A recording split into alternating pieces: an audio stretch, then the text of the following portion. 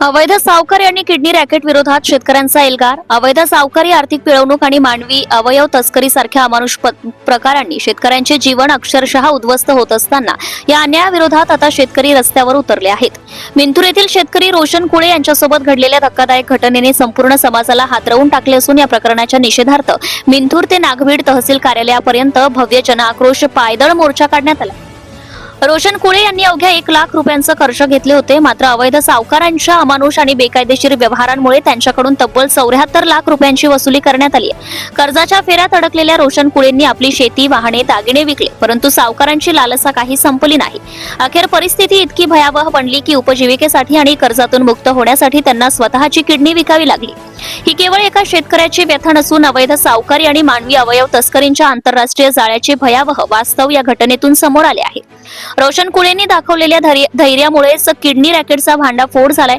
अन्यथा अनेक निष्पाप शेतकरी व सामान्य नागरिक अशाच पद्धतीने या अमानुष साखळीचे बळी ठरले असते. या पार्श्वभूमीवर शेतकऱ्यांना न्याय मिळवून देण्यासाठी आणि दोषींवर कठोरात कठोर कारवाईची मागणी करण्यासाठी 3 जानेवारी 2025 रोजी मिंथूर ते नागभीड तहसील कार्यालयापर्यंत जनआक्रोश पायदळ मोर्चाचे आयोजन करण्यात आले. या मोर्चाचे नेतृत्व शेतकरी नेते व माजी मंत्री बच्चू कडू, कॉम्रेड विनोद जोडगे, माजी आमदार वामनराव सटप, गिरीश नवघडे, राहुल पांडव, विनोद नवघडे, सतीश वारजूरकर यांच्यासह विविध शेतकरी व सामाजिक संघटनांच्या नेत्यांनी केले आहे. हा मोर्चा केवळ आंदोलन नसून शेतकऱ्यांच्या अस्तित्वासाठी उभारलेला संघर्षाचा आवाज असल्याचं नेत्यांनी सांगितले. आज जर आपण शांत बसलो तर उद्या अशीच परिस्थिती आपल्या प्रत्येकावर येऊ शकते, अशी भावना व्यक्त करत शेतकरी, युवक, सामाजिक कार्यकर्ते व संवेदनशील नागरिक मोठ्या संख्येने या लढ्यात सहभागी झाले. या मोर्चाच्या माध्यमातून रोशन कुळे यांच्यावर अन्याय करणाऱ्या अवैध सावकारांवर व मानवी अवयव तस्करांवर कठोर कारवाई करावी. रोशन कुळे यांना शासकीय नोकरी देण्यात यावी. शेतकऱ्यांना सरसकट कर्जमाफी, पेन्शन हमीभाव तसेच स्वामीनाथन आयोग लागू करावा. गोसेखुर्द धरणाच्या उजव्या कालव्याचे पाणी उन्हाळी धान पिकासाठी तात्काळ सोडण्यात यावे. या ठोस मागण्या करण्यात आल्या आहेत. जनता टाइम्स आणि जटा टीव्ही चॅनलसाठी मयूर देवकडे, प्रतिनिधी नागभीड, ब्रह्मपुरी.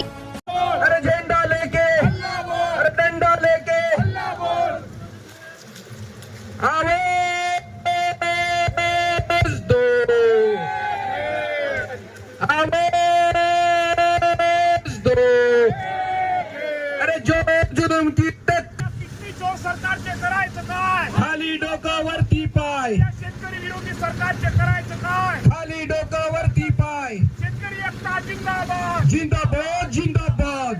शेतकरी एकता जिंदाबाद, जिंदाबाद जिंदाबाद. जय जवान, जय किसान. जय जवान, जय किसान. जय जवान, जय किसान. जय किसान. के न्याय दो. जय दो, होश में आके जय दो. आशीष भाऊ आगे बढ़ो. हम तुम्हारे साथ हैं, विनोद भाऊ आगे बढ़ो. हम तुम्हारे साथ हैं, बच्चू भाऊ आगे बढ़ो. हम तुम्हारे साथ हैं. आवाज दो. अरे जोर से बोल, हल्ला बोल. अरे जोर से बोल. Subscribe now and press the bell icon. Never miss an update.